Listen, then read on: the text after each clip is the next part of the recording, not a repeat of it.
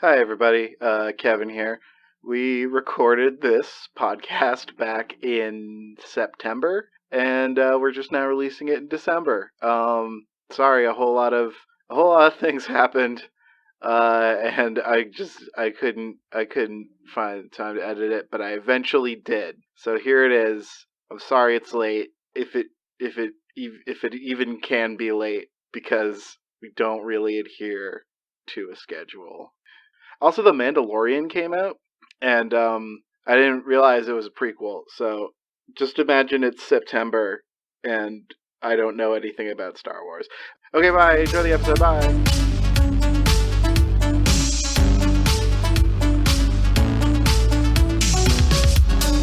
Welcome, ladies and gentlemen, to Original Characters. The original characters. I'm Jeff. I'm Kevin. And on this program, we sit down, we discuss, we plot, we plan, and we come back to you with two of the worst original characters you could ever hope to see for all your favorite franchises. We do your franchises dirty, so you don't have to. Yeah, so you don't have to pollute your favorite franchise with your terrible character. Although you can, and send it to us at originalcharacterspod@gmail.com. And we encourage you to do so, because it's very fun. We do. This week's episode, as chosen by Mr. Kevin Cole, on my right or left here, depending on what side of the planet he's on, I forget. I forget too. Is Star Wars. And I hear you out there in the audience going, but Jeff, what is Star Wars? Yeah, no one knows this niche little title that we're exploring today. Well, I'm glad you asked, because according to freedictionary.com, Star Wars was a research program began in the U.S. in 1983 to explore technologies for destroying incoming missiles and nuclear warheads over U.S. territory. It was also called the Strategic Defense Initiative. I mean, I feel like that would be like the U.S. military naming a project like Endgame or something today. Like kind of cool, but really ominous. Yeah. Well, I mean, we have Star Force now, right? Oh, yeah, we have Space Force. Space Force, yeah. But that's just, we don't want people mounting lasers on top of satellites to shoot down other satellites or I don't know what Space Force is about, man. I don't know. They got a really shitty logo, is all I know about it. Not like Star Wars, which has an iconic logo, which is probably iconic just because we've seen it a lot. It's like... I was going to ask, is the Star Wars logo good? It's fine. It's fine. It's a font where the S is attached to the rest of the words. Besides that, it's like, whatever, right? Yeah, I think Supertry did that logo. It went like a few times, perhaps. When I was trying to find a good logo for Supertry, I did the S attached to something.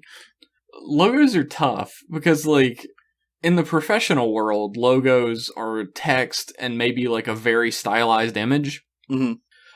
Almost no one has ever paid me to do that.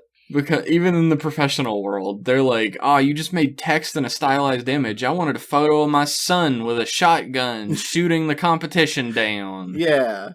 That's called an illustration, sir. What do you want from me? You're asking me to do a t-shirt. Like that's not a logo. What do you want? Man. If you can't tell, gentle listener, Jeff and I both had a lot of trouble coming up with an OC for this one, which is why we're talking about logo design. Well, I am a graphic designer. I was going to start out this podcast with... We've gotten some listeners that I don't think have heard us on anything before, because people have been talking about finding M-Class through original characters. Oh, for real? We have actual discovery? People are searching us out? That's wild. I don't know how it's happening, like word of mouth, maybe, but because I don't know how to advertise on the internet, hence my follower count on Twitter. Yeah. So I don't know how the fuck people are finding us, but somebody said, I found Jeff and I found M-Class through original characters. Wow. I feel like it's important to introduce ourselves a little bit further to the audience. Like, who are you and what do you do, Kevin? Before we get into the why we're stalling to get into our original characters. Hi, I'm Kevin. In case you can't make it to the end of the podcast where I say this, I am a video game developer and I'm a podcast editor. I edit OGOC, the podcast you're listening to currently. And I also make video games and tabletop games, and you can find most of my work at supertoystudios.com, where you can buy and play for free many wondrous video games. And you can listen to my podcasts, Pretend Friends, and I also edit one called Goosebuds, which is very funny, and was on that recently doing fun stuff. Give this guy money. Yeah. Buy his video games. Buy my video games, please. I need to eat food and, I don't know, live somewhere. Live inside a house? One day, I'm really gunning for living somewhere with a roof. I have not lived inside a house since I was a teenager. I've lived in apartments ever since. So that's a pipe dream I'm never going to get to. I lived in, what was essentially a barn. I lived in a barn for a while. Oh yeah? Yeah, I lived. Were there any cowsies? No, there were just big old nerdsies. I lived in this fucking communal living space with a bunch of nerds. Oh my god, that is so Massachusetts. Yeah, you're not wrong. It was like the number of the street was 292 and 1/2. It was never meant to be. Oh my god, it was never meant to be a place. On the street. How did you get a pizza delivered to that place? It was impossible. But yeah. Jeff, you are one of my favorite humans that I wish more people knew about. Oh. Would you mind introducing yourself? Thank you, Kevin. That's so sweet of you. I'm Jeff Pennington. I'm a cartoonist. And I run a fun little webcomic called Inksburg, which you can find at inksburg.com. And it's funny cartoon animals in a Looney Tunes style having noir detective adventures together. And people have said that it reminds them of classic Looney Tunes and of Slylock Fox, the little puzzle comics that used to be in Sunday newspapers. So if you're into any of that, head over. I'm also a graphic artist who you can hire to do commissions, and you can find me on Twitter at _Jeff Pennington to do that, or on the web at jeffpennington.art. Yeah, I just got some lovely art from Jeff that someone commissioned of me, which is very fun and weird. But I was gonna ask you before we recorded, but now you're on the fucking spot. How did you like the motion picture Starfleet Admiral uniform I put you in? Oh my god. I love that, and I love the broken earring, which is like part of the deep lore backstory for my character. Oh yeah. Like that was Boston Sean is the guy. If you know Boston Sean from M Class Podcast, the Star Trek podcast I do, he writes letters in all the time. I think he writes a letter into this tonight, as a matter of fact. Oh, nice. If you want to see that picture of me, you can go to my Twitter, which is @RealKevinCole, or you could probably, I don't think it's on Jeff's, but you should follow Jeff on Twitter. It is. Oh, then it is on Jeff's. retweeted it. Go to Jeff's Twitter instead. It's way better. Yeah, sure. It's at _Jeff Pennington, right? Yes. Boom. Because like a special education teacher in Virginia took Jeff Pennington. Well, probably a much better dude. Well, so I can't really hold it against him. It's a rough gig. I have a couple friends who teach special education, and I feel like it's a rough gig some days. Oh yeah. That's got to be a rough gig for sure, and I'm sure it's very fulfilling. Yeah. But we're not here to talk about that guy's career. No, we're not talking about fulfilling hard work that makes the world a better place. We're talking about Star Wars. You may have noticed, I wanted to point this out since it's one of my favorite things I've done recently. You may have noticed that if you're looking at this image on the image for this episode on Twitter, I'll have, of course, made some art for this episode by the time this goes up. Mm-hmm. Or if you're watching this on YouTube, you're staring directly at the image. You may notice our logo has changed. Whoa! Our podcast is now officially original characters. That rules. So we're officially OGOC. We are officially OGOC. That's great. Fuck yeah. So everybody stop dunking on me about it. We did it. Stop dunking him. For Christ's sake. He's been dunked enough. Now we've stalled enough, I think. Yeah. Jeff, we stalled as far as... Sorry. I need to know something. What's your earliest memory of the Star War? Well, I think my earliest memory has to be my older brother going to Blockbuster Video and renting Star Wars A New Hope on VHS. Shit, yeah. And he brought it home, and my whole family watched it. My mom fell asleep, and my dad started reading a book, and I was enthralled. I was staring unblinkingly at the screen the whole time, like, wow, this is awesome! I was like 4, maybe? My brother's 6 years older than me. So I was like 4, maybe, watching this movie, and I was just enthralled at what I saw on the screen. They got swords made of light. They got spaceships. They got Darth Vaders. It had everything. It had literally everything. It has Dark Fathers. That's dark dads. It's perfect. It is, yeah. I think I remember Empire. I probably watched A New Hope at some point as a child, before I watched Empire. But I remember my sister who was 3 years older than me, loved Empire so much that that's a great fucking movie. It's a great movie. That we watched. We watched Empire like fairly constantly until I think we broke the VHS. Which was fairly common, to be honest, back in the day. Like, your fucking VCR was trying to eat that tape every time you put it in there. You were like gambling on a fucking wing and a prayer with a VHS that it would work. It was pissing in the face of some dark god every time you kindly. The VCR hungered, and you were denying it its meal every time so that you could enjoy Mary Poppins. Oh my god. Yeah. But my dad loved, was a college student in the 70s and a young adult in the 80s, and loved him. A nerd, right? Yeah, a big nerd. Loved him some Galaga and loved him some Star Wars. Your dad's cool as hell is the thing. Your dad follows me on Twitter, which I find hilarious. My dad's cool. You should follow my dad. Your dad's great. Mike Stand 5 or something like that. Yeah, it is something like that. Like, I got followed by somebody named Mike Cole, and I was like, wait. Yeah.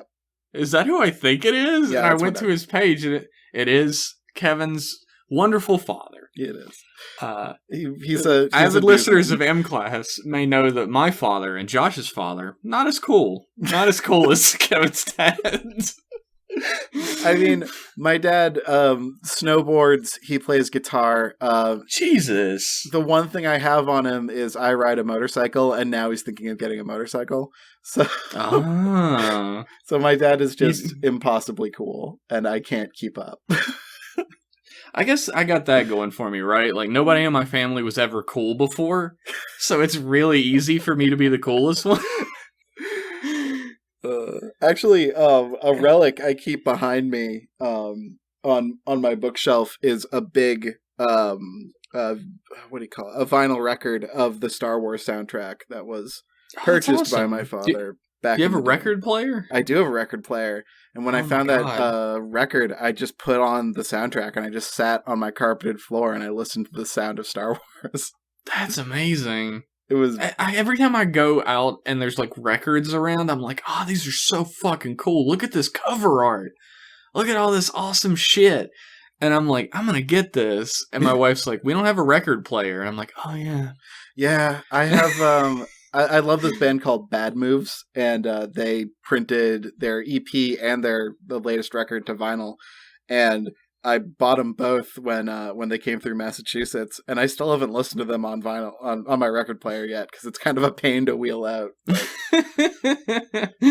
I will eventually. I love physical media. I just bought seasons 1 through 3 of X-Files because Halloween time's coming, and I don't trust streaming services anymore. I don't know if it was last Halloween or the one before, but we had like a Hammer Movies like marathon. We watched like Curse of Dracula and Awesome. Horror of Frankenstein, and like all those movies are so cheesy and fun and great and over the top. And I don't know how we're gonna top it this year. Like, what were we gonna watch? Especially since we already watched the Lord of the Rings trilogy extended editions like a week ago. Oh my god. There's some spooky shit in those movies. Giant spider. It's true.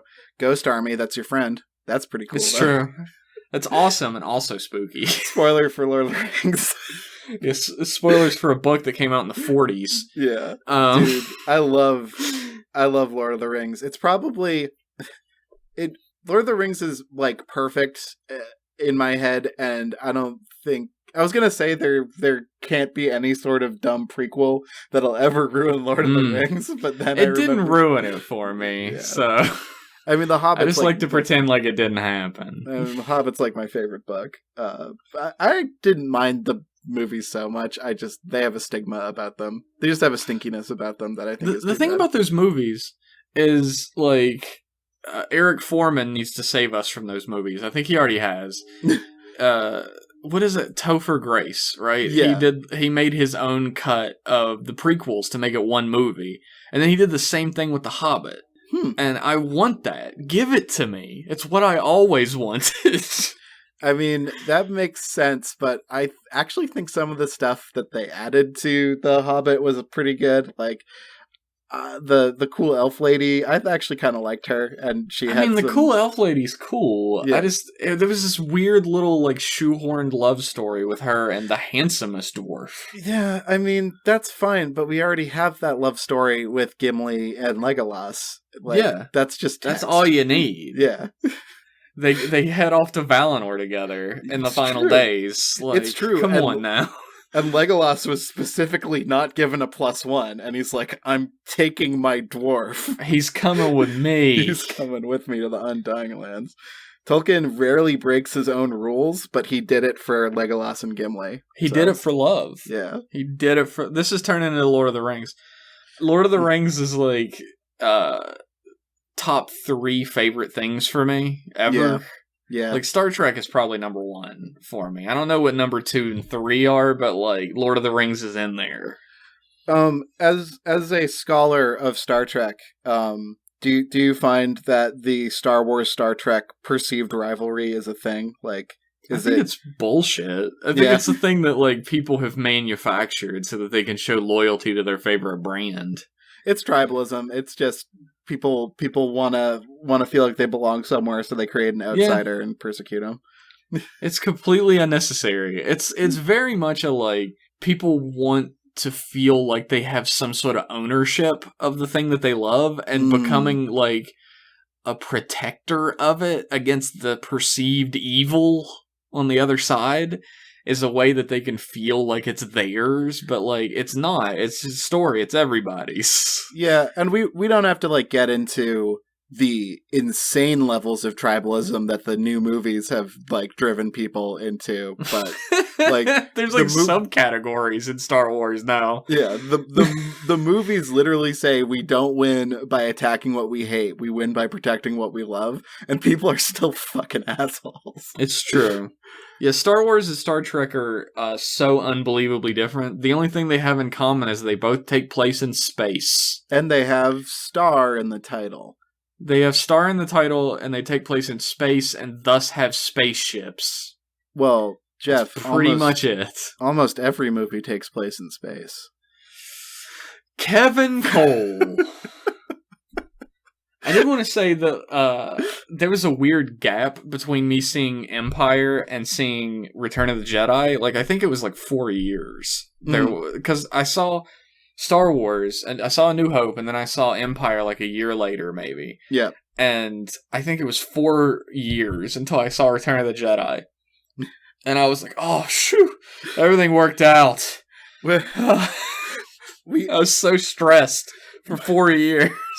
My dad has, like, weird damage with Return of the Jedi. Like, he was the original that guy who's like, it should have been Revenge of the Jedi. Oh yeah, dude. He hated those Ewoks, I bet, right? Like it's to the point where if you bring up Return of the Jedi, my mom just kind of reflexively rolls her eyes because she has heard the rant before. Dude, I loved the Ewoks as a kid. Like, I fucking love them.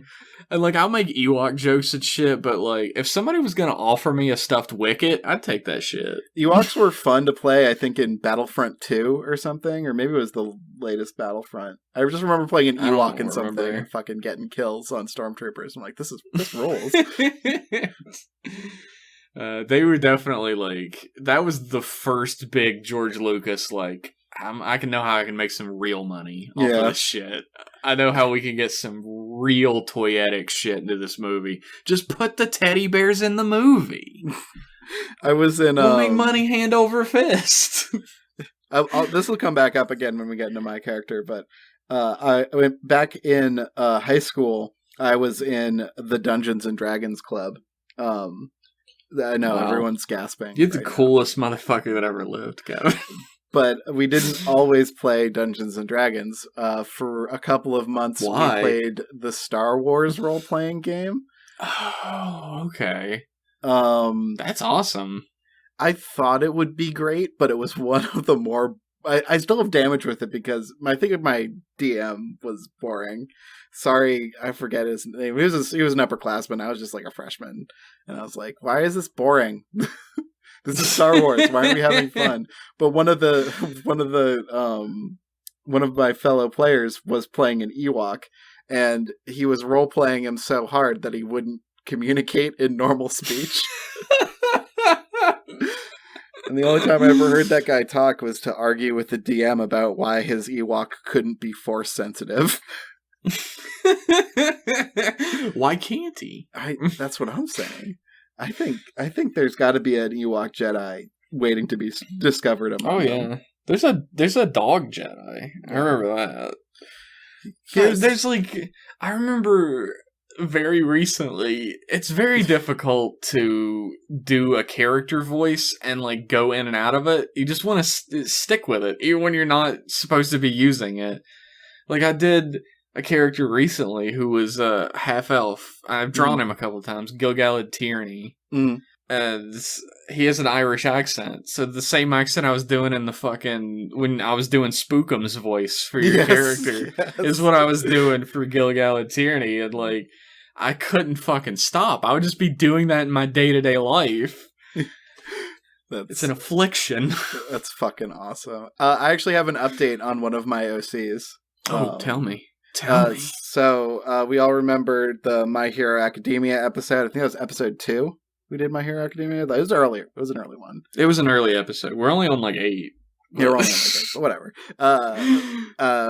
My character Drew Nancy, aka Dullahan, the kid with the explosive joints. I'm playing in a tabletop RPG called Masks, which that's a good one. Yeah, it's really cool. I like the system a lot. I'm still like learning it, but it's much better for superhero stuff than Mutants and Masterminds, which has problems. Yeah, I'm playing Drew Nancy in Masks, and he is he's the beacon. So he's just the cheerleader. That's awesome. He's trying so hard, and he just loves everyone so much. And he's kind of got a crush on a girl who is a giant cactus. That sounds like him to me. I'm gonna join your game as my original character. Oh no, Jism. Jism the living goo. Wait, wasn't Jism your fantasy fiction character? He was. You can be Gelatinous Black. Gelatinous Black would be a super fun character to play. You can teach my DM is my friend Brian Townsend, who is working on the Space Kings book with me, and he is he's very much into My Hero Academia, and everything is My Hero Academia themed. It's just we are the My Hero Academia amazing. American campus, and it's fucking awesome. That's amazing. You always end up in the coolest D&D games, and I end up in a game that lasts one session, and then we never see each other again. We meet every week. It's you have weird. for years and years. Yeah, for about 6 years we've met every week, and we started earlier than that. We started sophomore year of college. Literally, the only way I'm going to be able to play D&D regularly is if I start my own D&D podcast. That's pretty much it. And you're not saying you're not going to do that. Well, I think I have a few ideas for podcasts that might happen at some point, one way or another. We'll see. We'll see. Anyway, you may have noticed that we're almost a half hour into this podcast, and neither of us have said anything about our original characters. We're going to get to it. Kevin and I both had a lot of trouble with this. I especially had a lot of trouble because my character, my entire, ethos, my entire, process for creating an original character is I look at the core of whatever we're doing. What are the characters like? What level are they at? And I try to go several levels more ridiculous. I need to make it, not like a parody of itself, but even more like a parody of a parody is where I try to go. Mm-hmm. There already exists many a character in the Star Wars universe that is at that level. I don't know if I can go any deeper, folks. Yes, there's a cyborg robot man who simultaneously wields 4 lightsabers at a time, but he's a general. The villain of the first movie gets chopped in half and comes back with fucking spider legs. How am I going to top that? That's right. Shit. As always, there is Jar Jar Binks, who is so far at the bottom of the barrel that you could not reach him. 'Twere a lifetime be used of diving in it.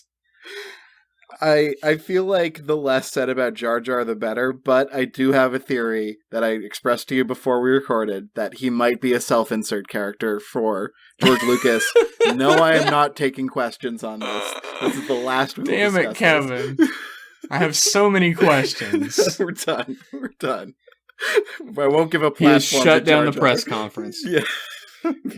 So, where do you go, right? Where do you start when you're trying to create a ridiculous character in a universe that seems to have no rules for creating the characters in it? That's my central argument here. Yeah, universes have rules for what the characters that are in that universe are.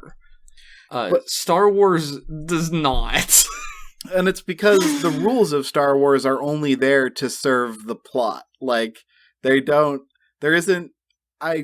think there is a cohesive world. This isn't done Lord of the Rings style. It's done, what would an interesting plot to a movie be? Okay, whatever we said there, that's what the universe is. Yeah. And here's the thing, you go into the cantina in A New Hope, the Mos Eisley cantina, and it is filled with all of the costumes that they had on all of the sets at the production company. There is a werewolf. There is a Dracula. There is a Satan. Yep. And instead of just leaving those characters in the background, the extended universe, which is dubiously canon at this point, since they keep bringing back stuff from it, the extended universe takes each of those Halloween store costumes and turns them into an alien race that are named something like the Devilians. The devil character is an alien race of devils. The Wolfmaniclopses. All right, I'm on board again. Yeah, I'll tip my hand a little bit here. I like Star Wars, and I love A New Hope, and I love Empire, and I even love the prequels, some of them. I like pod racing. I think it's cool. Whatever. Whoa. But I don't know everything about Star Wars, and I don't seek to know everything about Star Wars. I just remember the few quotes I like, and the few emotions that make me happy, and the few characters that everyone knows. I'm always excited to hear more about Star Wars. It's just, it's not a competition. This is just a thing I was thinking about. I don't know. Yeah. I know no one comes here to be like, these guys are masters of whatever they're talking about. Masters of the jizz-based character. Well, yeah, they know everything about Irish ghosts. Exactly. I just want to free everyone who's laboring under the misconception that if you want to be a fan of something, you have to know everything about it. You don't. You can just like it and then go to work or have a sandwich or do something else. Here's the thing as well, like, I am one of those fans who gains encyclopedic knowledge about the stuff they love the most. Yeah. I don't expect anybody else to do that shit. Everybody's got lives. Like, if you don't know everything about something you love, why should anyone give a shit? Like, you love what you love. That's just the way it works. Yeah, like... So I came into this with a fairly heavy knowledge set, because Wikipedia is a hole that you could fall down in for years at a time. And also, I used to have an extended universe handbook. There was this big fucking bound book that I got from the library, and then the library, like, forgot about it, so I never had to return it. Hell yeah. I don't know what the hell ever happened to it, but, like... so that's where I learned that the Devil Race existed. I don't remember their names anymore. But, like, my knowledge of the Star Wars universe is, like, fading out of my brain. But I know it's ridiculous. So how do you approach that problem? Like, I couldn't go about this the way I normally do.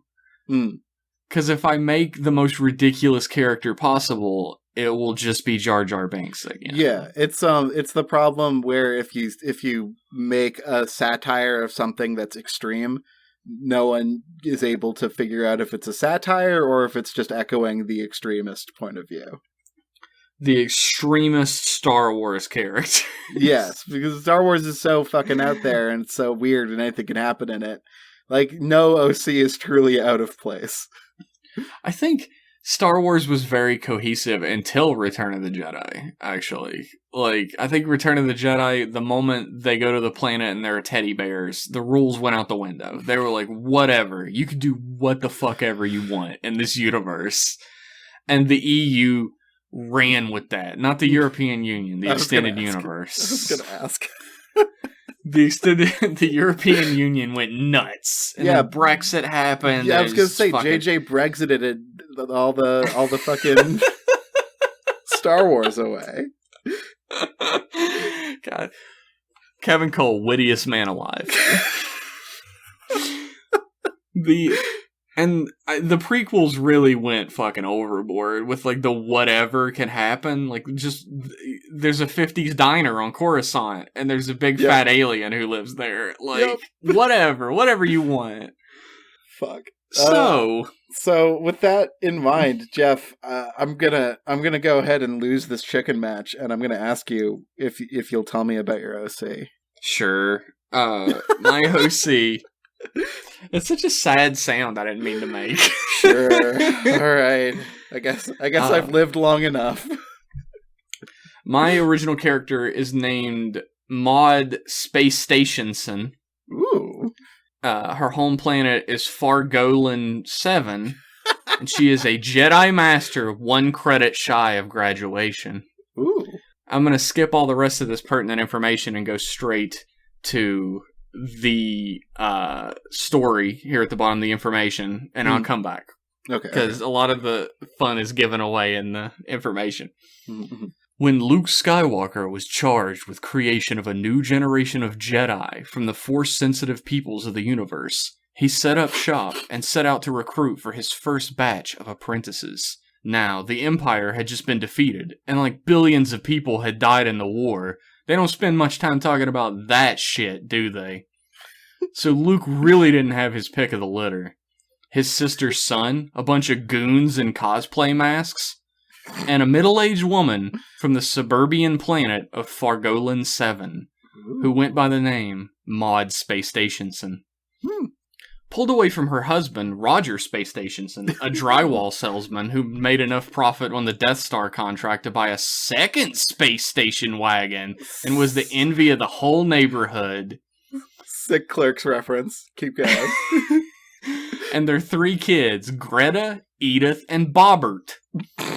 She was whisked across the galaxy Sorry, Bobbert is the most Star Wars name in the entire world because it's like vaguely a thing. Like Luke is the only one who's got like a real ass normal name, but Bobbert would like fits right in. Like I can see Bobbert in the cantina right now. She was whisked away across the galaxy to the faraway temple that Skywalker called the new home of the Jedi Order. This was a brand new experience for Maud, who could be heard several times to remark, "Well, don't that beat all kids? Would you look at that then?" She wasn't used to seeing the wonders that didn't involve price slashing at the meat market down by the turnpike.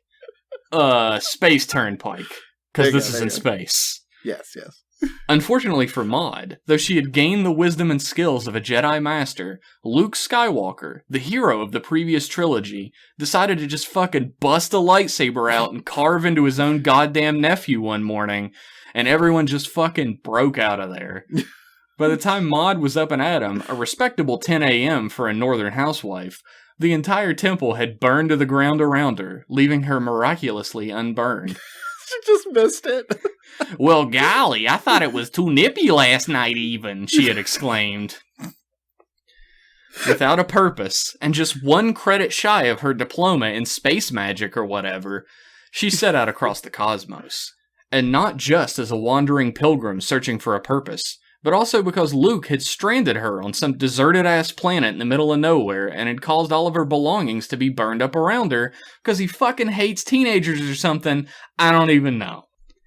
So she seeks out evil, wherever it may roam, and strikes it down with her very own purple lightsaber, which she had found on some dead dude in an alley on Coruscant that everyone seemed to forget about. Oh well.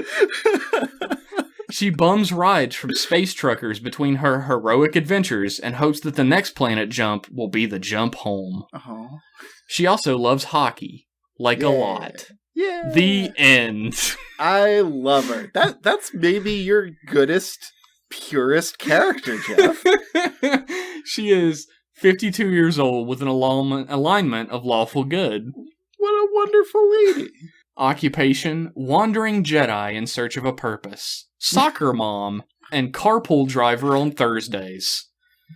Her master, Luke Skywalker. Her enemies, the Sith, don't you know? The Empire, if that's still around, why don't you? And Peggy Sue's mom, that trifling hussy. Oh my god, she's gonna get a lightsaber to the gob if she doesn't watch it. Her first appearance was in The Lost Apprentice of Luke Skywalker, Star Wars Rebels, episode 69. Nice. And her full appearance is in the following episode, Cookies for Everyone Except Peggy Sue, episode 70. She's of course voiced by Frances McDormand whenever she needs money bad enough. Mm-hmm. And her quotes are, "I gotta do everything around here, you know. I cook and I clean and I defeat Sith Lords and nobody appreciates me." And, "Peggy Sue's mom looked at your father too long once and I haven't took my eyes off of her since. Why, if it was legal, I'd stuff her into a tauntaun and forget about it." And has anybody seen Luke Skytopper? Or Skywalker? I forget. Anyway, he forgot to give me my diploma, can you figure? Maud. What are you doing? Maud's just trying to make it home. She's trying to make it home. I mean, she's got to get back by Thursday. Who's going to drive the carpool? She's got to beat the clock. She's marooned on a fucking desert planet or whatever. Gotta get back before Peggy Sue takes another look at her husband. Dude, and she's got like she's got like the magic space wizard like foresight to be like, I know she's gonna go for it. That Roger space station, son. He's the catch, buddy. Dude, he can still pull. He can still pull. The Raj. So that is my mediocre Star Wars original character. I love her. I love Maud. So there's like shit. I think it's Ursula K. Le Guin quote that's like she talks about Mrs. Brown, just a character she saw on a bus once, I'm probably getting the story all wrong, but the point is, if your sci-fi universe can't support someone who's completely normal, then none of your audience is going to be able to relate to it. That's true. Maud is completely normal to a point. She is a Jedi Master. She's one credit short of being a Jedi Master. It's true. She tells people she's a Jedi Master, but she always feels a little bad about it and tells them later that she's not quite. She didn't get the diploma. It burned down in the building. Yeah, it's like how I tell people I was almost a political science minor, which is true. I just needed one more credit, but I didn't want to give my college any more money. I fucking understand that. Every now and then my college sends me a letter and it's like, oh, we're accepting money. And I was like, yeah, you were when I gave it to you before. Use that money. Just write them back and be like, so am I. College. Do you want to... I already gave you money. Use that. If you want to throw a little Jeff's way, maybe grease my palms a little bit. Yeah, maybe you give me some, I give you some later at an unspecified date. So there are definitely shades of the movie Fargo in here, of course. I noticed that. I picked up on that, and I approve. I think. I went a similar way with my OC in that I looked to the internet and I was like, what are the kids doing? What are the big OCs? And they're just sexy teens with different lightsabers. And I'm like... Of course. That's the thing about Star Wars OCs is that they are self-inserts. Yeah. That are Jedi. Or Sith. That's it. I'm like, that's fine. Not everyone can have a purple lightsaber, but sure, let's give everybody a purple lightsaber. But like, Maud's got a purple lightsaber. She's got the purple lightsaber. It's true. I mean, Mace Windu is essentially a self-insert OC. Samuel Jackson demanded the purple lightsaber. Like, he demanded it be purple. He wanted it to say "bad motherfucker" on it, but fuck yeah, it was a children's movie. But you can still kind of see it if you look close. That's a Star Wars tip for you. The OC land is barren, and I'm realizing now that I could have done the hyper edgy teenager OC again, like I did with Sonic, but that's too soon. I'm glad you went with a good lady, just a fun mom. Like, that's fine. It was the most ridiculous thing I could think of for a Star Wars universe, was just a normal ass person. I can totally picture her samurai jacking her way back to her space station. She's gotta get back to the suburban planet of Fargolan 7. Got to get back, don't you know? Gotta get back to my planet, don't you know? Oh, man. Peggy Sue. Gotta get back to my sexy hubby. Headcanon. Well, actually, Raj and Maud are definitely relationship goals. # relationship goals. And hell yeah. I'm gonna say that maybe headcanon Peggy Sue's a Sith. Oh, shit! Yep. What's Peggy Sue's mom? So Peggy Sue would be a Sith in training. Sorry, yes. Peggy Sue's mom, who is obviously going to turn her child into another Sith, because that's what Sith do. What is mother in shit, the language Vader is in shit. German? Yeah, it's German. Vader is father. I took only a semester of German. Apparently Josh speaks a lot of German. He took like 5 semesters of it. Yeah, he talks about not actually being able to say anything in it. Well, we have that conversation because I've taken like 1,000,000 semesters of Spanish and can't fucking say anything. He probably knows. I was gonna say Fraulein, but that's Miss. That's a mess. I think it's Mader. Mader. Whoa, so maybe Maud's a Sith.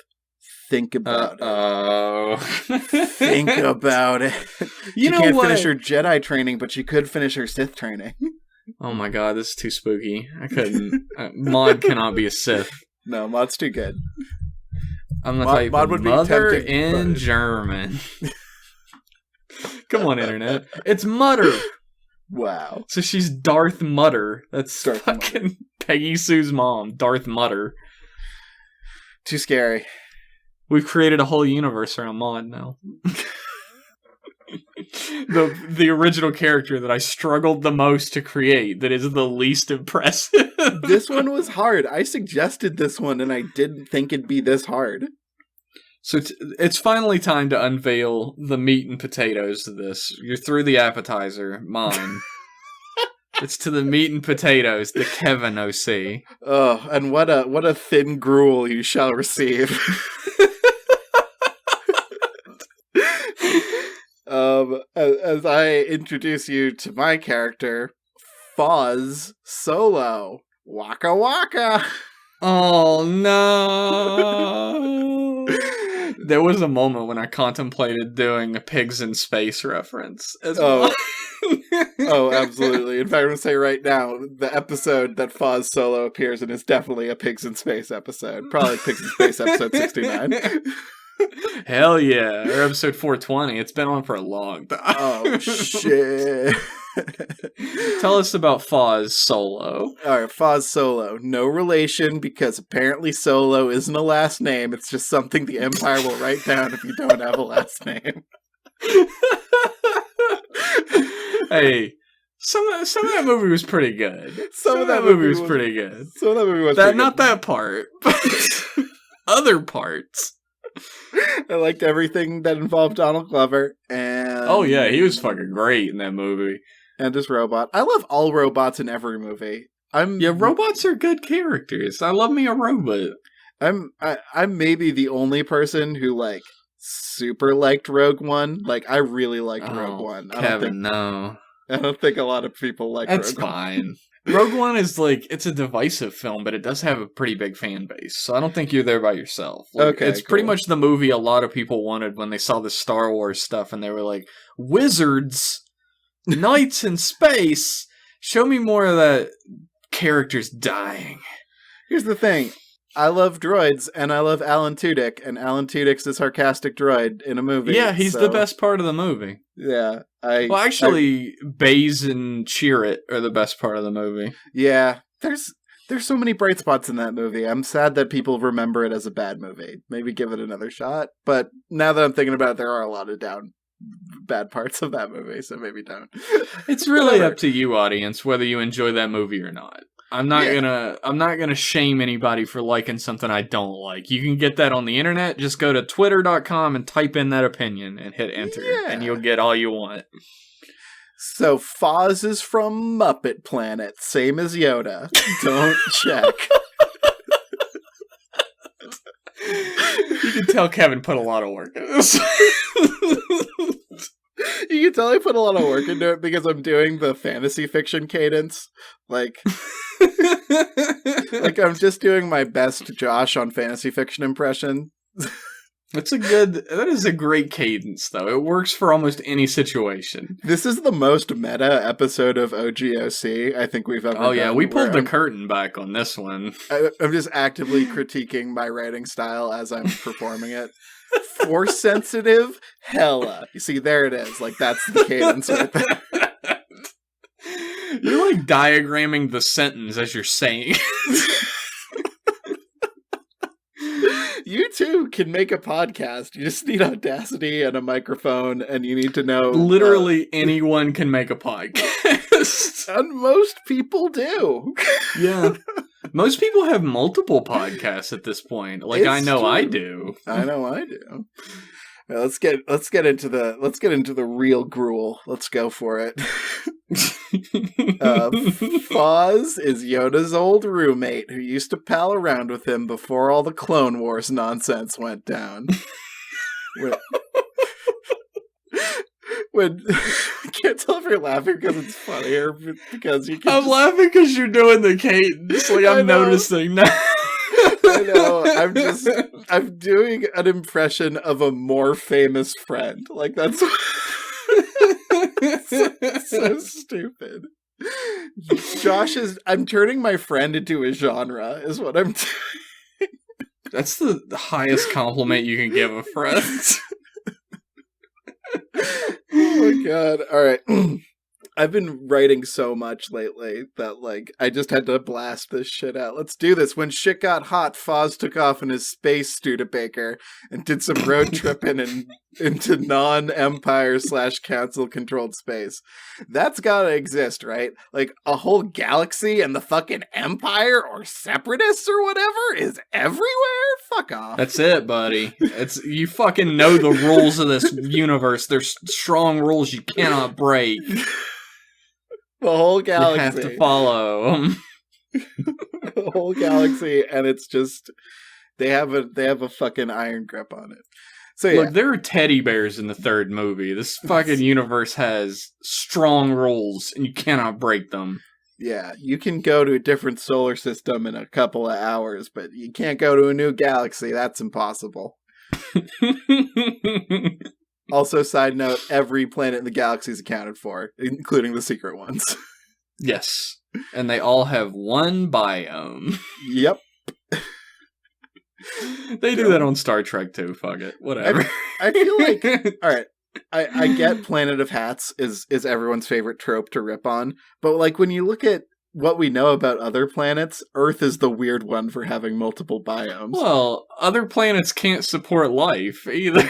It's true. Yeah, I guess a life-supporting planet probably has other biomes. That's a good point. I mean, I understand cold planet because we've had ice ages. True.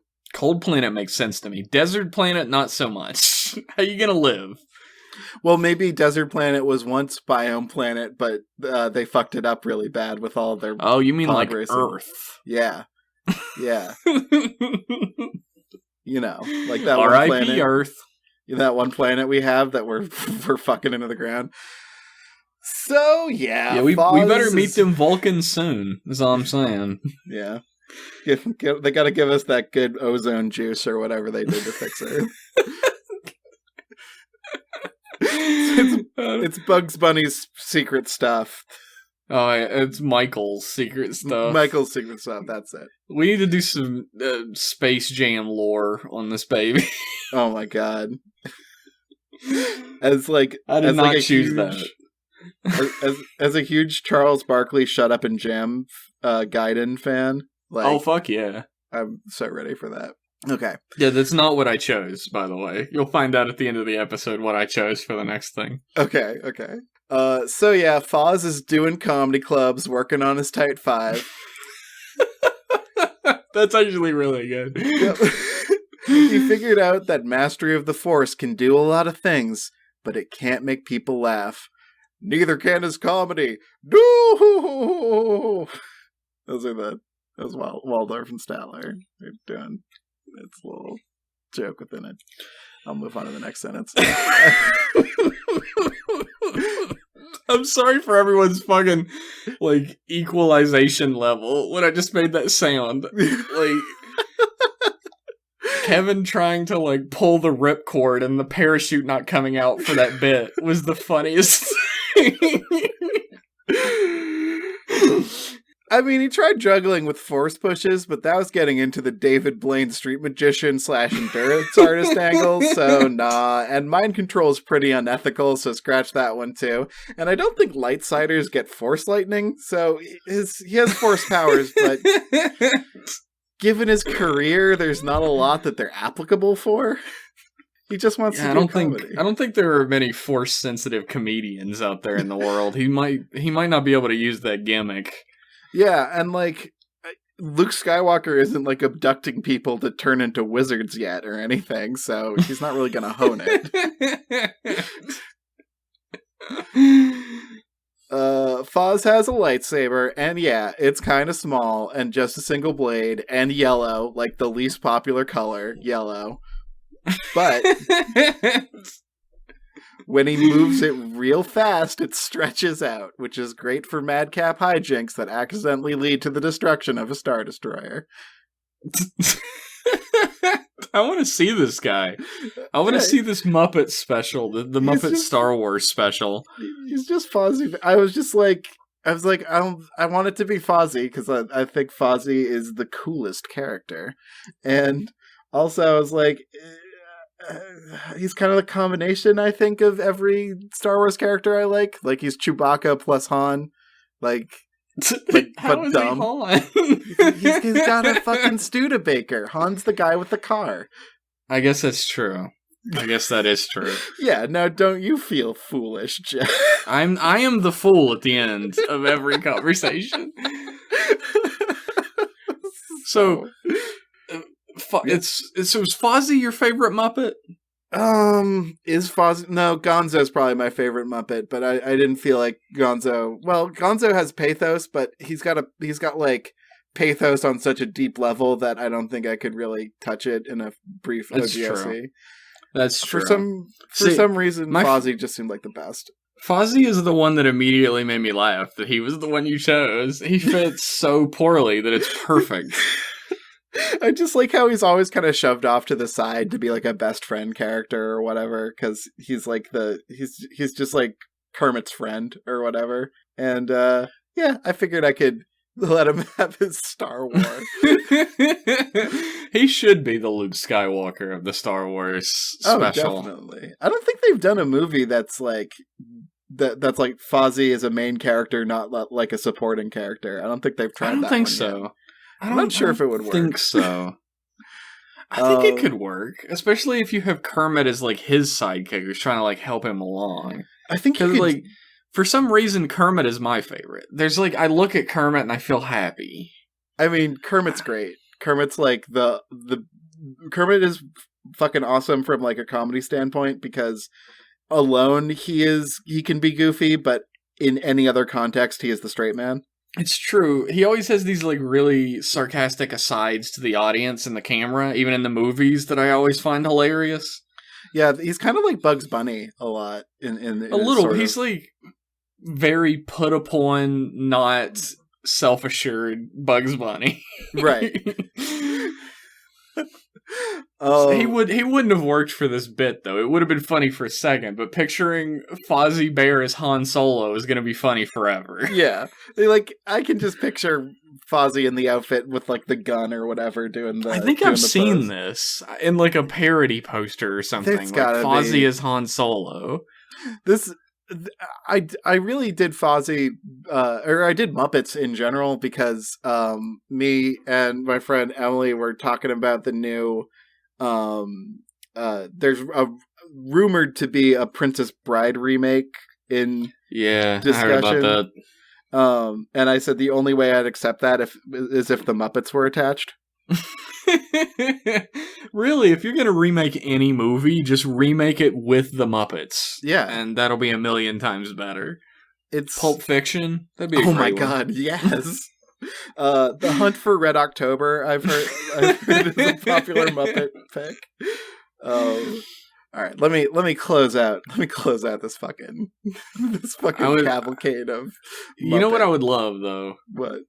Real quick, I would love Death Wish. Oh, with the Muppets. You said Death Wish, but my brain immediately went to Death Note, but with Muppets. Death Note, but with Muppets. That's just a whole different level of hilarious. That's gotta happen. Do Muppets for everything. I don't think we could even, I think Muppets is the true hardest OGOC, because Muppets are formless. Muppets are everything. Also, every time they try to add a new Muppet, it sucks. So, even they can't do it. How are we gonna do it? I mean, we've come up against some tall orders before. I thought, our DuckTales episode, we actually both had awesome suggestions that would deeply improve the DuckTales formula. That's true. We are secret geniuses. Yeah, even though season 2 of DuckTales was really fucking good. The new one. I have not really seen season 2. I need to catch up. It's good. Disney will have a streaming service soon, and then everyone can watch DuckTales. And Infinity. Oh, yeah. I don't want to have another streaming service. Are you kidding? Well, it's gonna happen. And then we'll all be watching My Name is Earl. It's My Name is Earl is great. The thing is, throughout the 90s and early 2000s, we were all like, hey, cable companies, let us choose what channels we want to watch. Let us make our own cable packages. Yep. And then streaming, Netflix happened, right? And we were like, oh man, this is way fucking better. I love Netflix. It's got everything on it. And all the fucking cable producing companies were like, no, we'll give you that. You can pick your own now. We all have our own streaming services. It's what you wanted. Yeah, I wanted that 15 years ago, dude. There's gonna be a big crunch. Once people figure out, hey, I only have to like subscribe for 1 month, watch all the shit I want, and then not be on this anymore. They're all gonna die. There's going to be like a boom for a while where they're like, oh, we're riding high. We need to put more money into this. And then they have all this money sunk into it and everybody falls off. I mean, like, Disney can sustain that. NBC cannot sustain that. No, NBC can't. The thing about NBC's streaming service is that NBC can't sustain a television series for a full run. How can they sustain a streaming thing? I don't get it. It's fucking dumb. Anyway, finish out your Muppetos. All right. I'm still buying DVDs to watch on my CRT TV via my PlayStation 2, so maybe I'm not the one to talk to. Fuck. Yeah, man.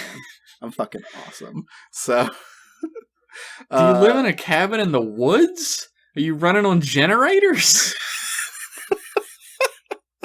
I wish.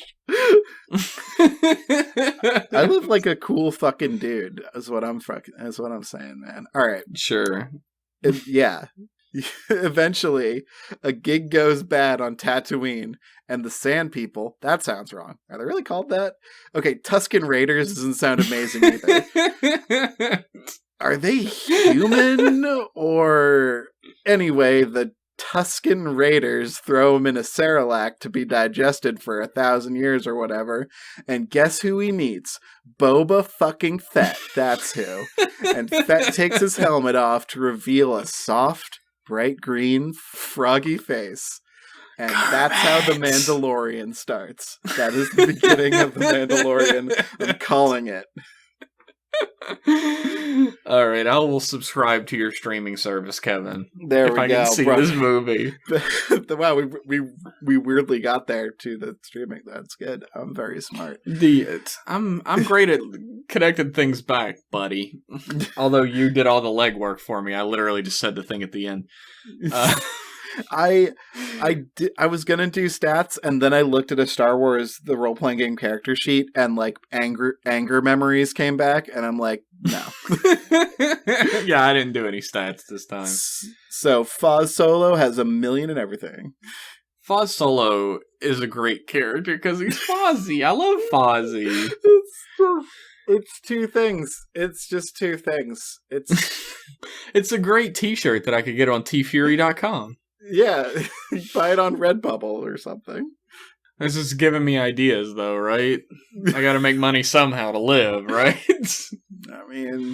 I'll put copyright Kevin Cole at the bottom of every design. There we go. I mean, if fucking copyright law wasn't fucked up in this country, Star Wars and the Muppets would be public domain by now. It's true. I bet Jim Henson would have been cool with that. I bet he would too, but I bet his kids are not, because they like money. They do like money, although they did go out on a limb and do the Dark Crystal sequel series and like put $1 bajillion dollars into it, and it's amazing. Oh man, I gotta watch it. And I gotta play the game too, because it's a tactics game, and I love tactics games. I have not played the game. I don't think it's out yet, actually. I haven't played it, but like the Age of Resistance is like, when I first heard of it, I was like, this is like a fucking cash in. This is gonna suck. And I heard all these rumors like, oh, it's gonna be CG.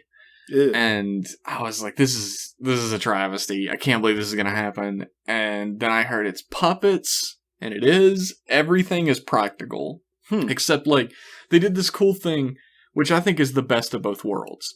So I guess we're just gonna talk about this now on our podcast. I mean, we can talk about anything we want on our podcast. The faces of the puppets can't emote very much, of course, because they're like, you remember in the original Dark Crystal, they're like, they're not super emotive. They can talk and they can like blink, and that's pretty much it. Yeah. So they did this thing where they use a very slight amount of CG on the puppets' faces to make their expression change a little. Huh. And it works wonders to make them seem like actual people. It's a masterpiece. Are you telling me there is a practical effects movie out that uses subtle use of CG, or a series even? Like, yeah, dude. They introduced this character. I'm not going to spoil anything. They introduced this character that you look at and you're like, there's absolutely no way this character isn't CG. And then I watched the behind the scenes, and they have like 5 people operating the fucking puppet, and it's real. And I was like, you gotta be kidding me. It would have been so much easier to CG it, and they went the extra mile. Dude, that's what I love. Like, that I love seeing extra work put into something because you don't see it anymore. Like, it's just about getting the fucking thing out. Like, this was a labor of love is the thing. Like, everybody who's working on it has, like, their heart in it. Like, even the guy who plays the main one of the 3 main characters, he plays, shit, I've forgotten his name. Jesus, Chaff. Anyway, he's the main male Gelfling. Quizlar is the main male Gelfling, and the actor is like the biggest Dark Crystal fanboy in the whole documentary when he's talking about it. That never happens. You know who's the actual biggest Dark Crystal fanboy is? Our good friend Bam. Hey, Bam fucking loves the Dark Crystal. He was psyched for Age of Resistance, and for good reason. We've talked a little bit about it. It's a fucking masterpiece. I love it. I fucking love Bam. Bam's the true goodest boy. I love that guy. True. It's true. He's the best of us. It's you find him on Twitter and see his dope art at BamZeram, BAMZERAM, and also at Lamplighter Stew. That's also true. For studios. You can also see him in the latest Super Try game called The Traveler in the Mountain on supertrystudios.com. Which is a beautiful, immaculate experience of a video game that I loved. Aww. Except one thing, Kevin. What? I'm going to put you on blast on this podcast right now, and you edit it so you can take it out later if you want, but don't. What are you complaining about my perfect creation? It's like a personality thing, I think. It's when spoilers for the game? Skip ahead if you don't want spoilers for 1 second of the game? Yeah. If you let the bandits... If you like try to stand up to the bandits when they rob you, the game calls you greedy. It says that you learned greed. You care more about money than your life. And I was like, no, I want to stop these bullies. They're mean and they shouldn't be. That's if you run away from them being like, I'm gonna take my money and go. That you learn to be greedy. And well, it's not calling you greedy. It's just now the idea of greed enters your head. So you can choose not to act on any of the greedy prompts you're given. That's true. I did not act on any greedy prompts. I got beat up the first time because I was like, you can't take my money, you big bullies. You can't treat people bad. And then they beat the shit out of me. And I was like, oh, I guess I'm not that kind of monk. Okay. Yep. I know this for next time. But like, getting the shit kicked out of you actually opens up a lot of opportunities for you. If you go to the bar after you get the shit kicked out of you and you have no money, you actually drink too much and wake up with more money. Whereas if you go there with money in your pocket, you lose money, which is... It's true. There's a lot of weird... We made that game in 4 days. It's great writing. It's really fucking good. Thank you. Like, who wrote that, Kevin? I did. I actually wrote that one. Hadley wrote a few key scenes that I knew Hadley would write way better than me. There are a couple scenes that are about friendship that Hadley wrote that are perfect. Hadley wrote the opening and the ending. Do you not have any friends, Kevin? Do you not know about friendship? I'm still figuring it out. I don't really get the appeal of friendship. I don't have anything important to say about it. It's good to have them around so that you can crush them for your own betterment, right? That's what it's for. Yeah. But I wrote a good like 80% of that game, maybe. I don't know. I wrote a lot of that game. Beautiful. Hadley wrote specific portions of it that I wanted them to write, and Hadley also edited it for me. And I love that. It's a beautiful game, Kevin. You Bam and Hadley did an amazing job, and everybody should go play it and drop money into your money bucket. And also Joe, who did the music, and we did a weird adaptive music thing that kind of works and is kind of annoying, but kind of great. I liked it. I thought it was good. I like it. I like the music a lot. It is a perfect game. I was proven wrong, so.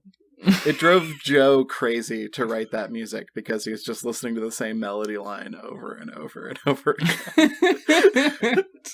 But I really like how it turned out. It did turn out really good. And You guys listen to us talk about ROCs and also everything that aren't ROCs because we had so much trouble making them and have so little faith in them. Jeff and I just wanted to hang out. We have to have an excuse to hang out. Yeah. And the podcast does that for us, and you guys get to listen. So shut up. But instead of shutting up, let's read your emails that you sent us with your original characters in them. Oh my god.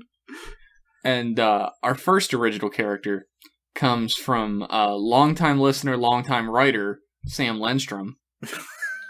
And it is entitled, A Long Time Ago in a Galaxy Far, Far Away. Get it? Yo, Get it? Are you I'm seeing the image. Dude, are you fucking zeitgeist? The fucking zeitgeist. Alright, let's jump into this. He writes, Jevlin Keftar, as I live and breathe. Which is our fusion dance Star Wars character name, for sure. I love Sam Lindstrom. This is a special Sam is a fucking amazing guy. And if I ever end up at a Star Wars tabletop game, you bet your ass I'm going to be playing Jevlin Keftar. Hell yeah. So Star Wars. Got it. Meet Yoda Fett. Can you fucking believe that? Folks at home. Alright, go to the OGOC Twitter account, which I've been good at remembering every other Twitter account except for that one tonight. It is just at OGOC Pod. Or go to Sam Lindstrom's account, which I also forget, but is a good point. I'll put it in later in post. And like, just look at this character. At Sam Lindstrom. I think he is just at Sam Lindstrom too, because he's got. He was good enough to get his own name. I wasn't. Damn. But what I'm looking at here is a fucking pitch perfect Boba Fett in Sam's awesome style with the fucking Yoda head, and that is how my fucking story ended, guys. That's the zeitgeist. The zeitgeist captures us all. We are but tools to the zeitgeist. Dude. Meet Yoda Fett. In my alternate universe Star Wars canon, as detailed in Widows of the Thrognup series, Boba Fett was not a Mandalorian, but a Yoda. A 6-foot-tall Yoda. Dude, he's fucking yoked. I like that he's just a Yoda. He's a Yoda. From the Muppet Planet. In that series, Yoda Fett did all the Boba Fett stuff, like look cool and not die. He also did all the Yoda stuff, like teach Padawans about the Force and not die. He even came back as a blue ghost thing, like in The Last Jedi, which, by the way, that was confusing, right? I've seen, like, every movie in the series except the Ewok one, so, like, why did Yoda look like a ghost? Also, where was Boba Fett?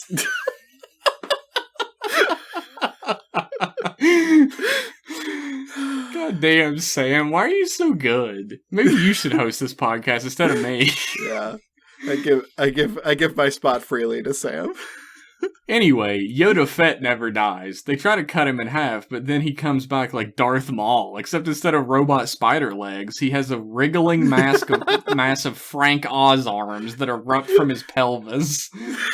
On his days off, Yoda Fett goes to children's hospitals to cheer up the kids and show them his cool gun. Awesome. May the FORCE be with you, Jevlin Keftar. Signed, Sam. God damn it, Sam. I think you get your fucking chip for a no genocide original character. It's true. No genocide, no murder, even. This is right. One in a row. He's just honestly, Yoda Fett would improve the movie so much. Oh my god. He's looking at me with such, like, calm, like, wise eyes, and yet he's got a fucking gun, and he's got a swinging donger. Oh, for sure. He's got a big green gross donger, for sure. Yeah. Or whatever Yodas have for genitals. I'm Another sure Yoda. Another Yoda. A Frank Oz arm. All right. Kevin, are you going to read this next one, or should I continue on? No, I'm going to read it. I'm surprised Sam didn't draw the Frank Oz arm Oh my monster. god, that would have been a nightmare. A true nightmare. Okay, this is the title of the email. A long time ago in a galaxy far, far away, I knew a guy who stole an OC of mine. You know where he is? Floating down the river next to the guy that decided to fuck with me and my business. Joey, take out the trash. Every email that fucking Goofus sends has something like that in it. This is... God, I wish I could read the fucking... the fucking email address. It's very funny. Well, if it ain't my main squeeze, the OCs. Sorry for that really long subject line. You guys doing well? I hope so. Keep on trucking. I believe in you. Aw, we believe in you too, Goofus. Thanks, Goofus. Oh, yeah. Fan of the FTG signs it at the end. Fan of the Goofus. Oh, FTG. FTG. So, I like Star Wars Extended Universe. There's so much rad shit that has nothing to do with the Skywalkers, like the Grey Jedi, or that guy that's literally too angry to die. Wow, I want to learn about that books. guy. Yeah, what are the Grey Jedi? That sounds cool. Are they just like they're neutral. The true neutrals? All right. So they're from the neutral planet. They have no strong opinion one way or the other. Tell my wife I said hello. Anyways, my OC is Twist Hellmoon. I'm trying to put it on to a Jeff. I did my Josh impression earlier, so I was going for a Jeff one there. Twist Hellmoon. Twist Hellmoon. She's a scrapper and a cool space rogue by trade. She owns a small business called Twist and Scrap's Crime Den. This would be a really good PlayStation 2 mascot platformer. Oh, hell yeah. Twist and Scrap, that's great. The slogan for the Crime Den is dishonest work for an honest price. That's a great slogan. That's really fucking good. She is force sensitive, but dropped out of the Jedi Academy after orientation, where they went over the whole not allowed to have emotions thing. She went to the dark side and left that too after they wanted her to eat a bunch of babies. So she's self-taught. Twist Hellmoon is the most rational character in the Star Wars universe. She is. Wait a second. Both of these things are bad. Wait, no. Maybe these Grey Jedi have something to them. Maybe they're not as centristy as I thought they were. She's really good at the telekinetic powers of the Force. Twist has been working on the mind trick and lightning shooting powers, but progress has been slow. Her weapons are a legally distinct laser saber, but it's you broken. Almost got her put in jail. I did. It's a laser saber, but it's broken and is more of a legally distinct laser dagger. If it's not made of dark magic, what's even the point of a laser katana? That's true. It's true. That's a harken back to a previous OC. Save your money. Just go for the laser dagger instead. She also has a blaster of her own creation, which shoots energy blasts that she can force manipulate the trajectory of, like in the hit movie Wanted. Hell yeah. Oh my god, I'm going to interrupt this email to talk about Wanted. Is that fine with you, Kevin? Because I got a gripe. Oh man, I've never seen Wanted, so you're going to have to be extra descriptive in your tandem. Wanted is supposedly based on a comic book called Wanted by Mark Miller. Okay. The movie Wanted is about assassins who can curve bullets. They shoot a bullet and it curves. Yeah, because if you move the gun at the same time as you're shooting. Yeah, Mythbusters prove that you can't do it. Like, anybody fucking believed that shit. But anyway, fuck you, Adam Savage. Nah, I'm kidding. Come on the show, Adam. Defend yourself. On, Adam. You know you love OCs. The comic book is about supervillains have taken over the world, and now they're kind of turning on each other, and it has nothing to do with the movie. But they licensed the rights for it. Why did they do that? I don't know, Jeff. It was the 2000s. Why did they do that? Why did they do that, Kevin? Tell me. Don't hide the secret anymore. It was the post 9/11s. We didn't know what to do, and we just wanted another Matrix. You ever see media from before, from the 90s, like fucking television media? What the fuck were they doing? I don't know, man. You know what the number one television show was for a long time? Alf. What the fuck was happening? Man, we scarcely know what it's like to live in an up economy. Like, that's true. We're gonna one day when America's ship comes in, we're gonna look at like BoJack Horseman and be like, we were bummed. We were dark, man. Bring back Alf. Have him make eating the cat jokes again.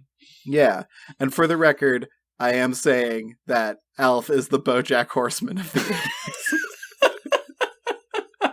It doesn't even make any sense. She made her best friend Scrap from Scrap on a junkyard planet back when she was a teen. Scrap is sassy, but in that fun robot kind of way. It's a fun dynamic. I already love Scrap. I'm looking at the Twist and Scrap art, and I opened it in Microsoft Paint as I thought would be appropriate, and they're just great. It's beautiful. Twist and Scrap's crime den has had a lot of good business in the past, like killing space Nazis and Empire officers, awesome, blowing up some kind of space sphere, and a bunch of other stuff. She can, will, and has punched space fascists. Boom, Fuck chaotic good for life. Fuck yeah, punch 'em. Hit him with a space milkshake. Punch every fascist on every planet and in space. Fuck them. Go to that one diner that exists in the prequels, order a milkshake, and throw it at a space fascist. You go anywhere else in the fucking Star Wars universe, you're like, I like a milkshake. They're like, what? But Dexter Jetster's got you fucking set. He knows what a milkshake is. He knows what the 1950s Earth was like. He's got it. You order a milkshake, and he like slides it to you, and he says, it's a more elegant weapon from a civilized age.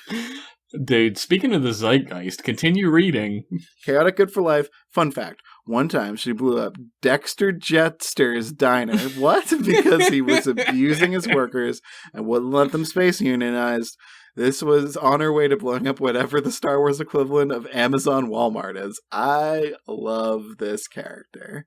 See, here's the thing. FGG's putting us to shame right now. Like, me more than you, Jeff. In that, no, I think all of these are better than ours so far. I could have said something with mine, and I was just like, Fozzie Bear is a cool character.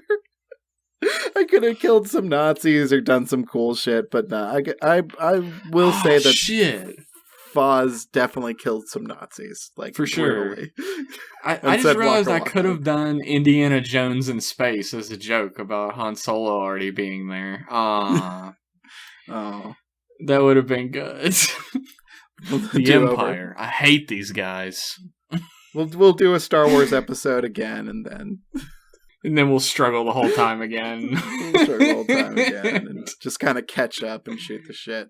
Here's some stats. Power, B. Speed, B. Defense, C. Creativity, A. Intellect, A. Quips, stylish. Yeah, fuck yeah. That's all I got for now. See you in the next episode, OCs. Phantom, Thief, Goofus. I steal lots of things, but an OC ain't one of them. Asterisk, dishonest work mostly means freedom fighting and delivery jobs. Why does she bill herself as a criminal if she's cool? 'Cause crimes are cool. Whose email do you think this is? He's a phantom thief. That is Phantom Thief Goofus, owner and proprietor of Cool Crimes, Inc. You heard it here. Do crimes. If you're living in a totalitarian regime, which, hey, who's to say we aren't? It's time to do some crimes. And even if you think we're not, it's all relative. Do crimes. Not against me, though. Against other people. Yes, yeah. Not in my backyard. Our next email.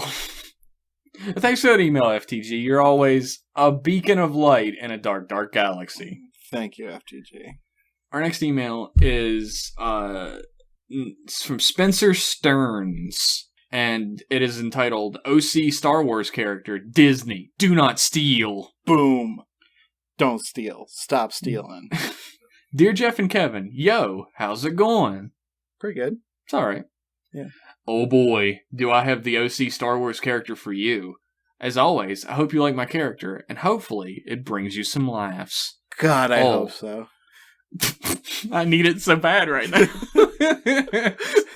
Feels like that Fantasy Scoofus email was a million years ago. Now I'm jonesing again. Gotta have it. I gotta have it. I need it. Oh, and one more thing. Again, Disney, do not steal. Blah. Name, Gus. No last name, just Gus. Gus Solo. Race. Yeah, well, you know the rules about last names in the Star Wars universe. Don't got one, it's Solo now. Race, human. Occupation, Death Star janitor. Mm-hmm. Equipment, broom, space Windex. Rag. Mm-hmm. Looks like director of American Graffiti. That's a good joke. That would be George Lucas if you don't get it, everybody. Oh, okay. Home planet, Tatooine. A long, long time ago, in a galaxy far, far away. Gus, a Star Wars story. Gus's story begins on Tatooine. Gus was just a lonely orphan who lived on the streets of Mos Eisley. Surprisingly, they were the cleanest streets on the planet thanks to Gus. Oh. Gus loved to keep things clean. No one asked him to do it, and no one ever gave him a thank you, but this didn't bother him. He didn't mind because it brought him the only joy in life, being an orphan and all. One day. Well, the way that sentence is worded, it sounds like his only joy was being an orphan. One day, while eavesdropping on Biggs Darklighter and Luke Skywalker, Gus decided it would be... How would you feel if you lived in a neighborhood with Biggs Darklighter and Luke Skywalker and your fucking name was Gus? I feel like my hand would hurt from high-fiving them all the time and having cool names. Gus decided it would be a good idea to join the Empire so he could clean Star Destroyers and see the galaxy while maybe actually getting paid for all the cleaning he did. He did need a new rag and broom, and he heard that the Empire paid well. Not to mention, he also heard that they had a good dental plan. Dental plan? Lisa needs braces. Braces. After joining the Empire, Gus was quickly assigned to head janitor on the new Death Star. Gus never felt better in his life. Everybody on the base knew him, and every time they'd see him, they'd give him high praise on how his cleaning was keeping the Death Star looking shiny and brand new. Gus even received a high five from Darth Vader himself for helping him clean his armor and keeping it functional. However, this would not last. It was a normal Tuesday for Gus. After turning on the trash compactor for the day, his next job was to clean the shuttle bay. On his way, Gus could hear what seemed to be constant blasting and an alarm that seemed to create a buzzing sound in Gus's ears. When Gus got to the shuttle bay, he noticed a different ship in the bay that had never been there before. What a hunk of junk, Gus thought to himself as he got to work cleaning the shuttle bay. After cleaning for about a half hour, Gus noticed a discarded old brown rope on the floor along with a silver object. Gus picked up the rope and read on the lapel that it would belong to an Obi-Wan Kenobi on the planet Tatooine. Gus, thinking to himself that he needed a much-needed vacation, took the robe and the silver object and jumped on the nearest shuttle, thinking to himself that he would return the lost item to Obi-Wan Kenobi and take a much-needed vacation to his former home. Wow, so nothing bad happened to him. Nothing bad happens to Gus. I thought for sure he would die when the Death Star exploded, but... Yeah, that was a bait and switch, for sure. That was pretty good. I like that. And maybe he becomes a Jedi or something, or maybe he just goes back to cleaning shit.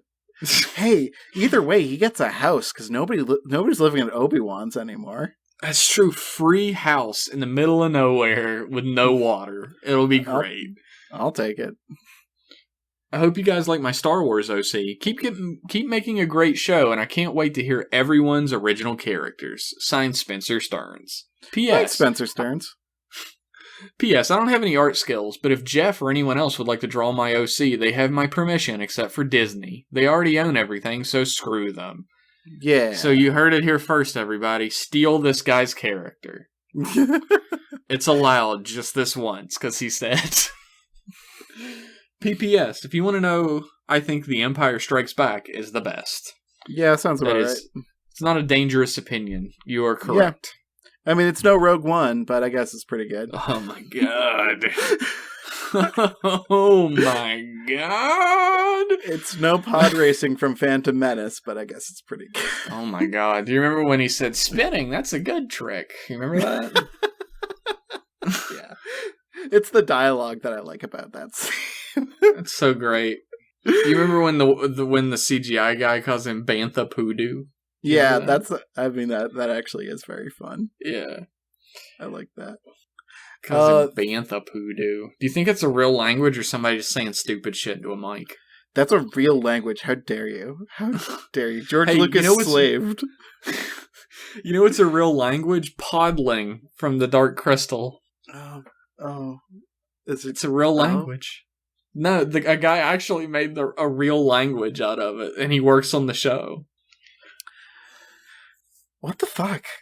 I find that cool as hell, my friend. I mean, what the fuck, and that's a lot of work. For I don't know. The most niche science fiction thing on the planet. The thing is, the guy who, created a few words of it originally, and, he created the basic dialect and everything, and then one of the writers on the Dark Crystal learned it in his own time, and now he knows it better than the guy who created it. I mean, there are people who play my video games better than me, so I kind of know what that must feel like. I don't think that can happen for a guy who creates a comic book, unless, you sell the rights and somebody does it better than you. No. Or maybe, somebody draws better fan art than your actual art is. I've had that happen before. Anyway. It's a weird sensation. Thank you, Spencer. Thank you for that email, Spencer. That was a lovely story, actually. It was just a nice little tale of a guy who got a nice job and then went on vacation. Yeah, that's great. There's nothing wrong with that. Our next email is from Ned. What's up, Ned? Ned writes, "Hey, Jedi Masters, Kevin and Jeff. Actually, we're one credit away from being Jedi Masters." We're going to wrap it up soon. I present to you my original character, Star Wars character, T0-1D, Anakin's incompetent therapy droid. Oh my god, this is the most incompetent therapy droid that ever lived. But, oh my god, probably the most needed droid ever made. If only he'd done his job correctly. Anakin's case was assigned to T0-1D after Obi-Wan freed him from being a slave on Tatooine. T0-1D was tasked to help Anakin deal with his obvious post-traumatic stress gained from being forced to race to the death in glorified space soapbox cars. Instead, T0-1D kept... Oh my god, it's Todd. It's Todd with 1D. It's Todd with 1D, yes. It's Todd with 1D. And for some reason, this is not from Desrath. It's someone else making Todd with 1D, unless Desrath has fooled us all. He's everywhere. He's always coming for us. We can't escape him.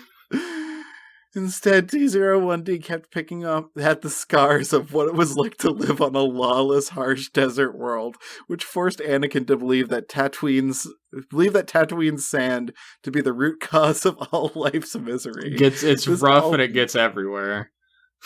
This ultimately led Anakin into a downward spiral, causing him to make poorer and poorer decisions, such as having a child with Padme Amidala, his childhood female role model. Yeah, it seemed a little May December, but yeah, no doubt. She looks the same age when he's an adult as she did when he was a child. That always bothered me. Why? Yeah, why do that? That's weird as fuck. Todd was once competent at his job and in fact excelled at space orphan protection. However, due to lack of funding to therapists of Dagobah Droid Union, or TOD for short, the therapists of Dagobah, Todd with 1D became overworked and disgruntled. Sounds like Todd needs a therapy droid.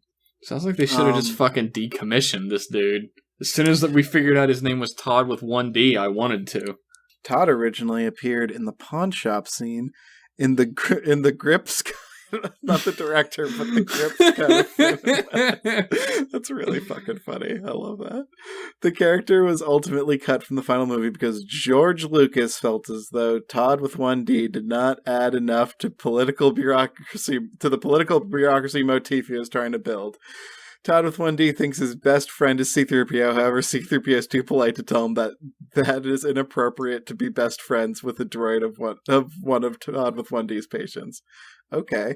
His worst enemy is his colleague Todd T02D, because T02D stayed true to his original protocol of helping space orphans with a positive attitude, despite the lack of funding to Todd, and is generally a stand-up droid. That's all I got. If you steal his OC, you'll hear from the Todd union lawyers, Ned. Thank you, Ned. Kevin, are you sleepy, my friend? My brain melted at, pick the point, listeners. Pick the timestamp where my brain melted, and it was in that email. I think it's the instant you figured out it was Todd with 1D. You were like, oh no, my brain. I think all non-vital organs just turned off once Todd with 1D showed up. Thanks for that email, Ned, if that's your real name. Thank you, quote, Ned, close quotes. Our next email is from Aaron, aka Daruma.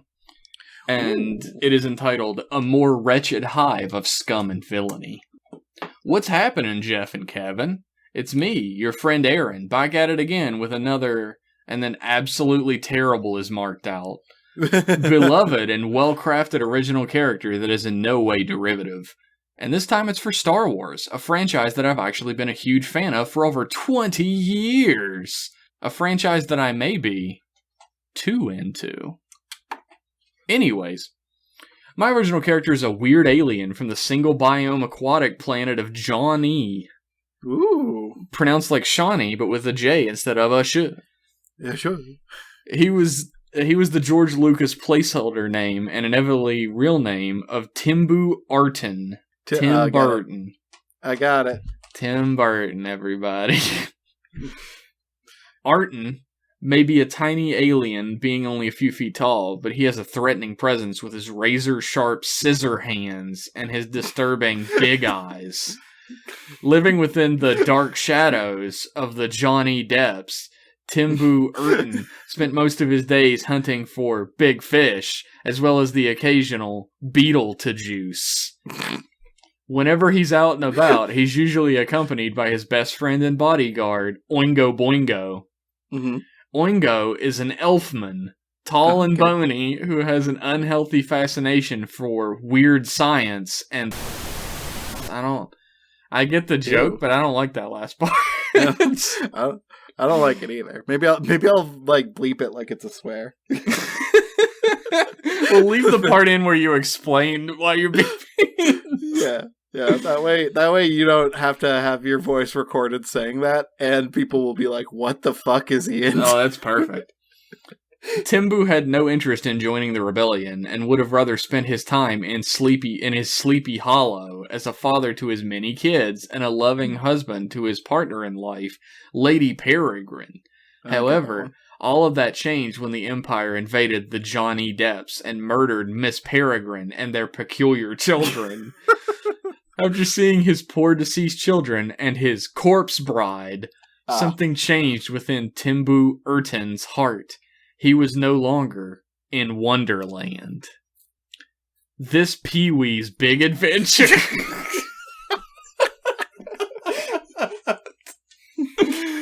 began when he enlisted in the rebellion. Despite being a bit of a Dumbo, Timbu Urton was able to fly in the fleet of X-Wing fighters, having experience operating the fast and dangerous vehicles in the Johnny kart racing sport of Bonham. Being a hell of a Bonham karter, God damn it. He used his skills to rise through the ranks as one of the rebellion's greatest fighter pilots. But with the stirrings of the Empire building a massive superweapon, can Timbu Urton and his buddy Oingo Boingo persevere and make it through this nightmare before life day? Yeah, probably. There've been like 7 movies that take place after this. Keep being OGs and making OCs and do not steal. Signed, Aaron. Wow. I... If I had functioning organs before the mention of Life Day, they have all died. I'm hearing that song in my head that Princess Leia sings now. Jesus. I am just impressed with the mechanical skill that was required to compose this email. Yeah, there had to have been like a list of movies that Tim Burton had created that you had to fit in somehow. And also, Tim Burton? Oingo Boingo is an elf man is genius. That's a genius joke. It's fucking smart.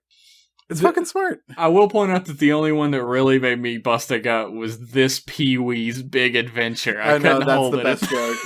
That's the best one. So thank you, Aaron. Also known as Daruma. That was a great email. It was a challenging email, but it was a great email.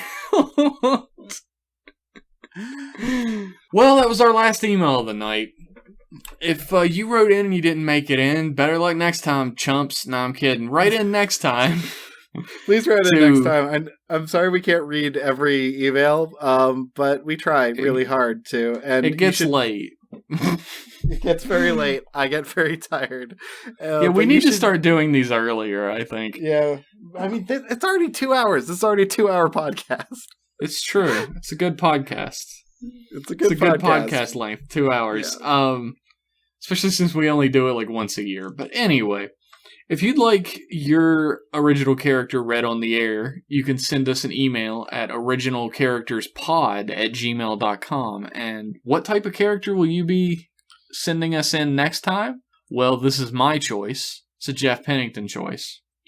And next episode is going to be all about The Legend of Zelda. What?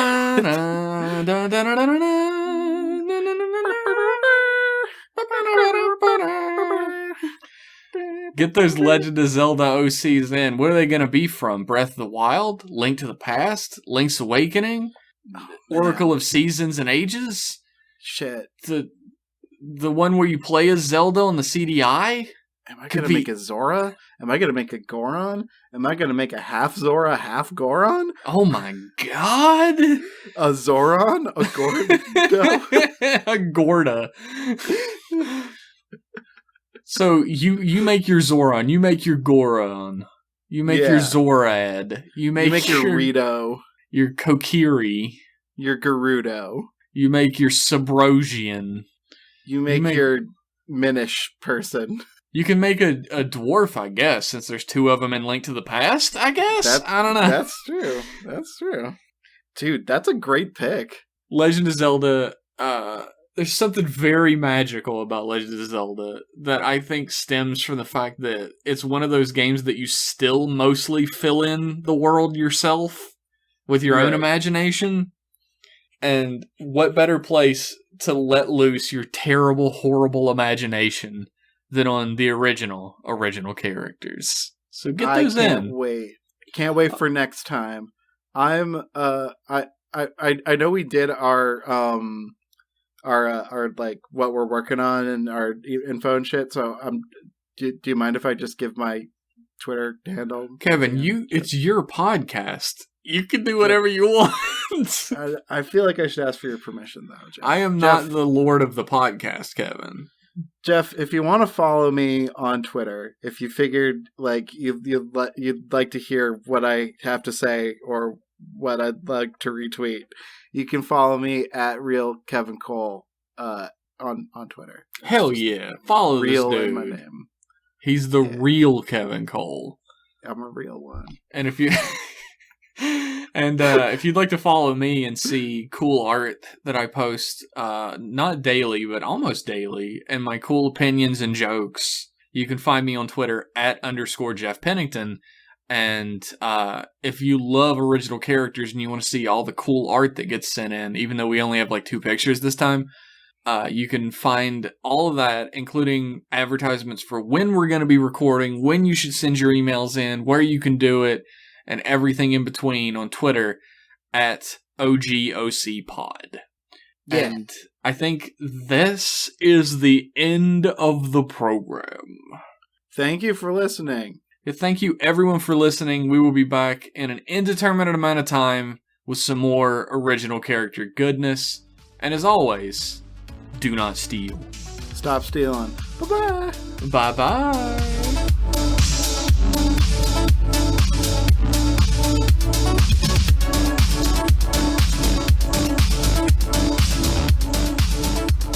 Thank you for listening to Original Characters. Our theme music is Kai by Vidazen. You can find him on Twitter at _VIDAZEN_. And look him up on YouTube too, because he's great.